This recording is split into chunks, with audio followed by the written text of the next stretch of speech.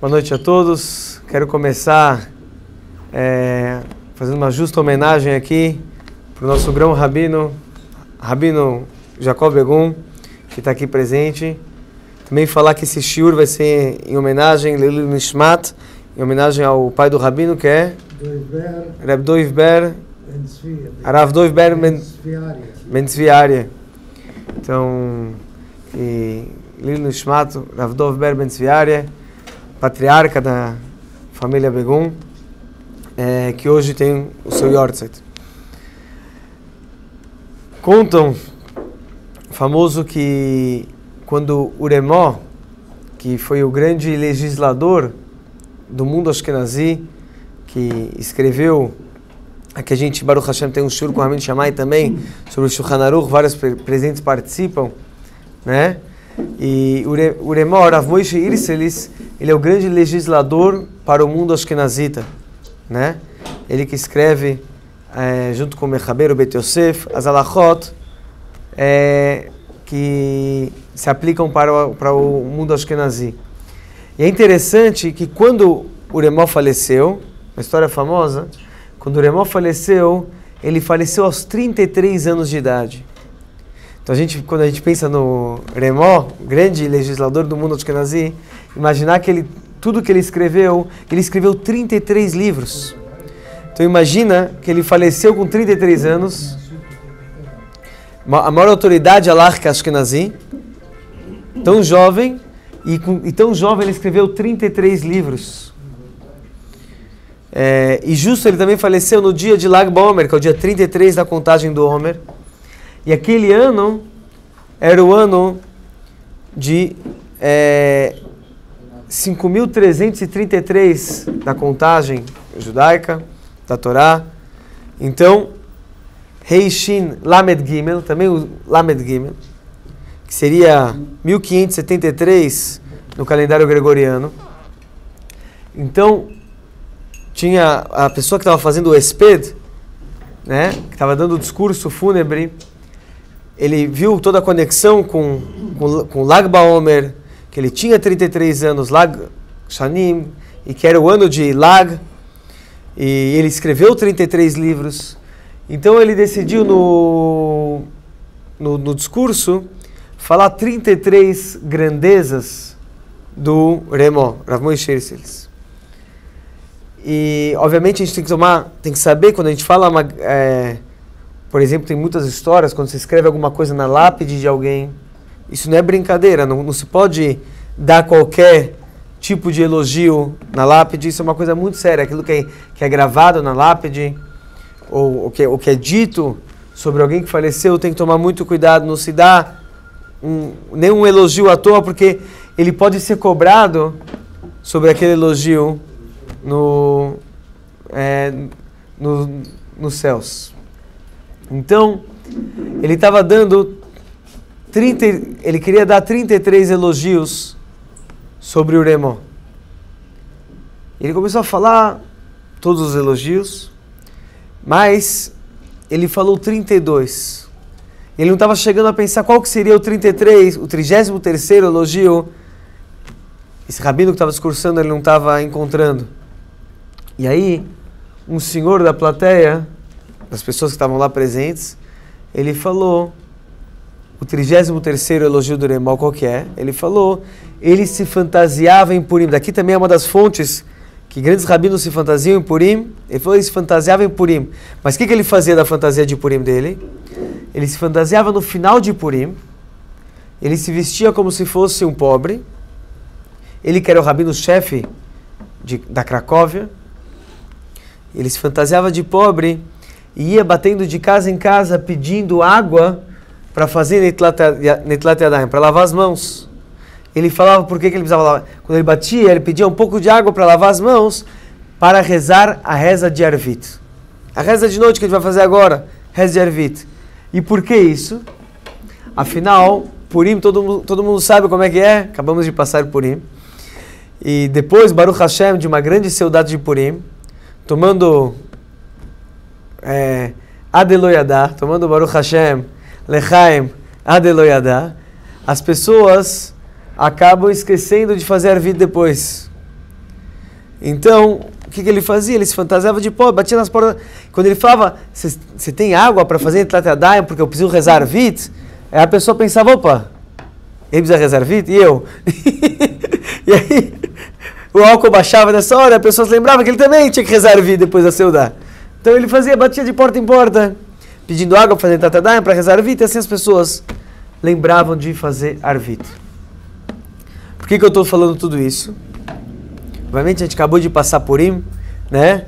Todo esse êxtase da festa e assunto de beber em Purim é para você sair um pouquinho de si mesmo e se conectar com Hashem e com a nossa conexão com Deus é infinita, além da razão, etc.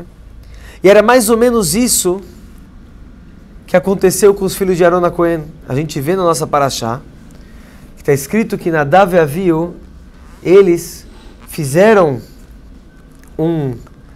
eles foram trazer o Ktoret, que é o incenso. E o Ktoret, o que é o Ktoret? O Ktoret é o serviço mais sagrado que era feito no Mishkan, né? O Ktoret vem na linguagem de nó, como o Zohar fala, Rav Shem Bar Yochai fala, Bechad Ktira Ektatarna, que com um nó eu estou amarrado com você, Hashem. Então o Ktoret é esse nó, né? É essa amarração que a gente faz com Deus, por assim dizer. Era o serviço feito no Kodesh HaKodashim, no dia mais sagrado, Yom Kippur. E eles queriam então trazer... Todo dia. Oi? Todo dia, mas no Kodesh HaKodashim, o que era trazido lá dentro do Kodesh HaKodashim era, se deixava a nuvem preencher, era o grande serviço. Nesse momento, no dia mais, o dia tão esperado, né, para Aaron HaKohen, o Aaron HaKohen foi convocado para ser o Kohen, e ele então ele fez os korbanot, e a presença divina repousou sobre o povo judeu, ele abençoou o povo, e aí logo em seguida, na leitura que a gente vai começar a ler hoje à noite, no Shlishi da nossa Parashá, diz como Nadav e Avihu, eles então foram e fizeram um serviço Asher lo tzivah Hashem, que Deus não ordenou. E aí saiu um fogo de Hashem e consumiu eles. Qual o significado? O que eles fizeram de errado? Né? Tem muitas interpretações sobre qual foi exatamente o erro deles. Um fala que, exatamente, esse Ktoret, eles queriam trazer o Ktoret já dentro do Kodesh HaKodashim, como se fosse Yom Kippur, queriam se conectar com Hashem, e foi algo que Deus não ordenou. Outras interpretações falam, a gente vai ver que logo depois, esse episódio, a Torá nos conta, fala para Aaron mesmo, que os Kohanim estão proibidos de entrar, depois de beber vinho, no serviço para Hashem. Então falam que eles tomaram uns lechaims na festa de inauguração do Mishkan, e eles entraram Shetui Yain depois de beber vinho. Tem interpretações que falam que eles não tinham filhos, né? Não eram casados, não tinham filhos, exatamente. Todas essas explicações, na verdade, elas convergem para um mesmo assunto. Que a ideia deles era se conectar com Hashem de uma forma plena, completa. Eles estavam, digamos, bêbados de amor para Hashem. Essa história do Lechaim, o que acontece com a bebida que a gente fez em Purim? A ideia é uma pessoa, depois que ele bebe, ele fica mais, digamos assim, autêntico. A gente falou Nichnas Yain, entra o vinho e Atzassod, saiu o segredo. Ele quebra um pouco das barreiras, das formalidades, e ele solta um pouquinho mais do seu segredo, de quem ele realmente é. O Nadav e Avihu, a gente sabe que eles eram grandes tzadikim. Tanto quando teve a hora da autógrafa da Torá, do Matan Torá, Deus ele chama Moshe, Aaron, Nadav e Avihu e os Ziknei Israel, e os anciões, para subir lá em cima, no monte, no Har Sinai.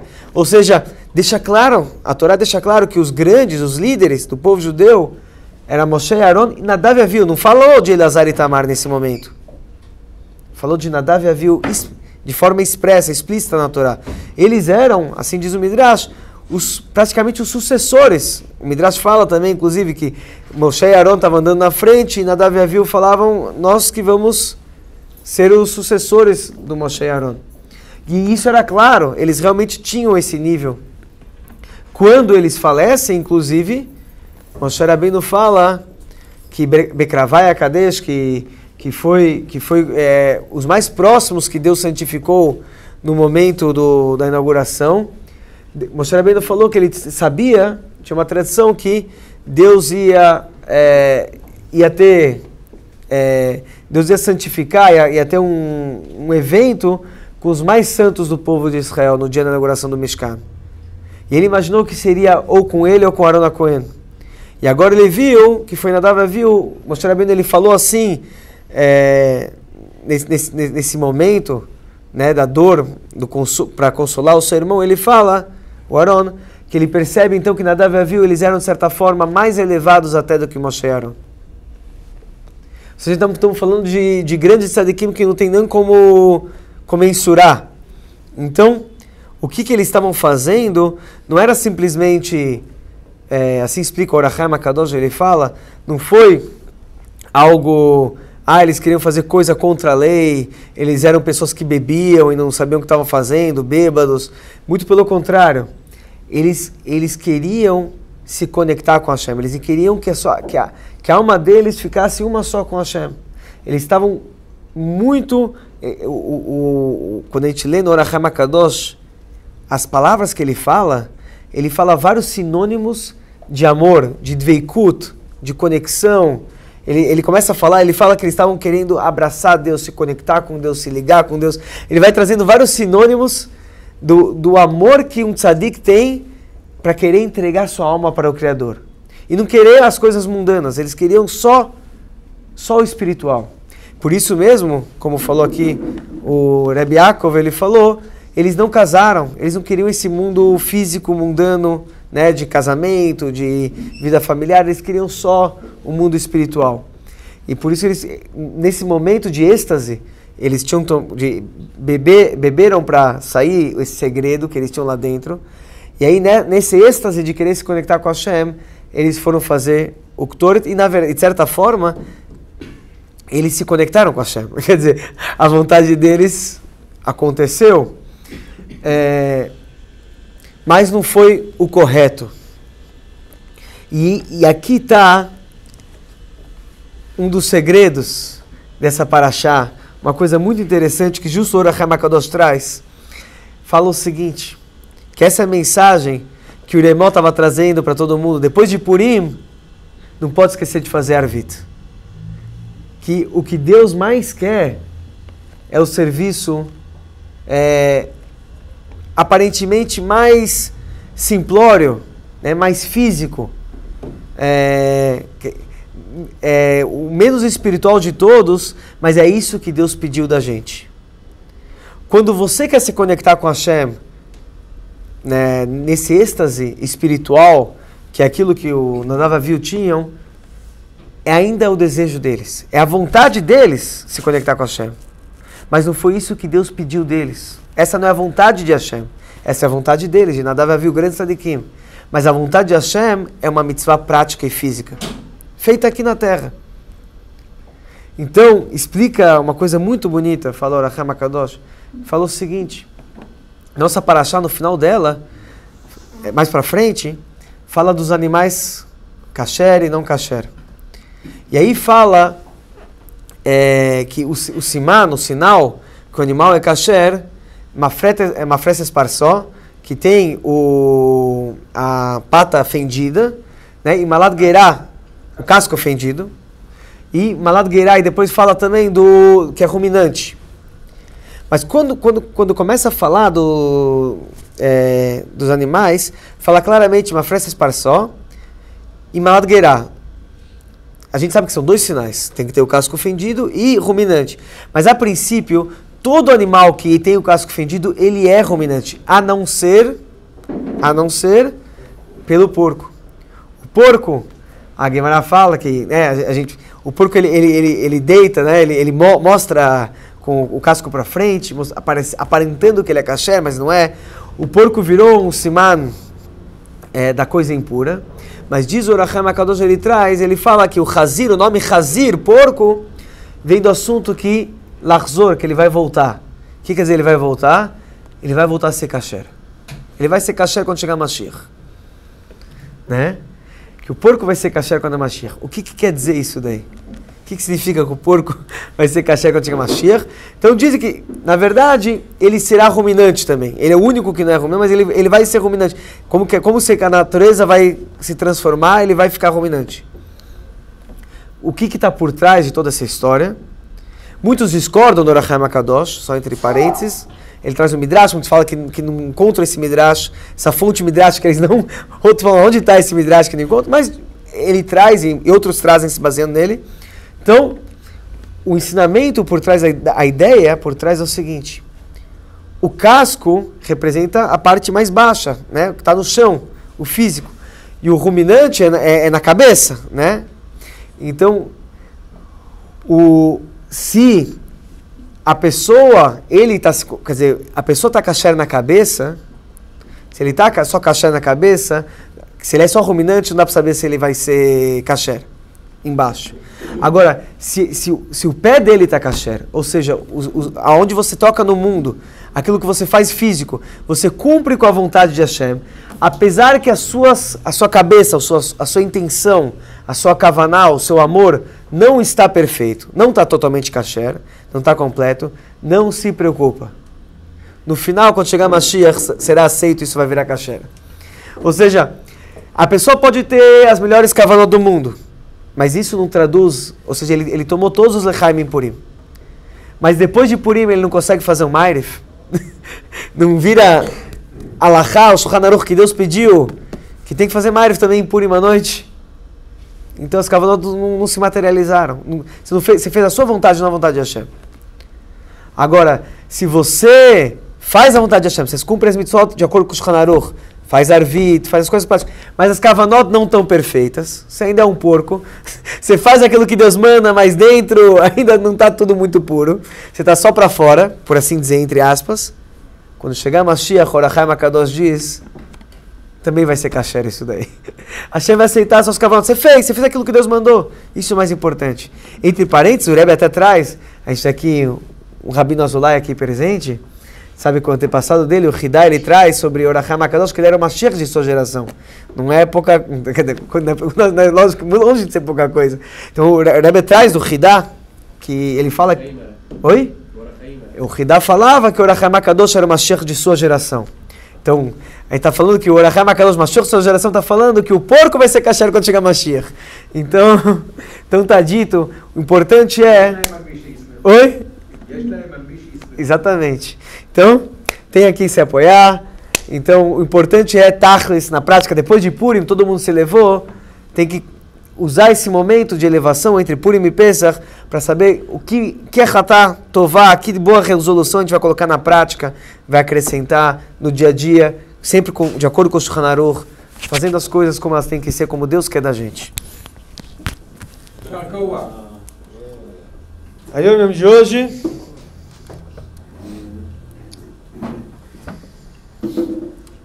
Dia 19 de Adar 2, Rav Moshe Meislish, ele contou, Rabi Nozokin, o Alter Rebbe, ele nos ensinou, She'alef shel Hasidut, que é o Aleph, né, o básico da Hasidut, Lenatzil et hateva leavodah, é salvar, quer dizer, resgatar a natureza para o trabalho.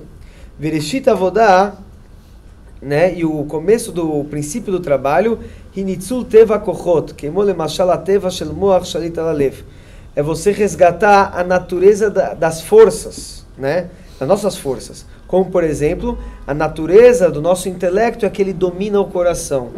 Então, o princípio da Hassidut é você resgatar o nosso potencial, é colocar o potencial na prática, fazer uso do potencial que a gente tem. E o primeiro deles, por exemplo, é que a gente, com o nosso intelecto pela natureza, ele já domina o nosso coração.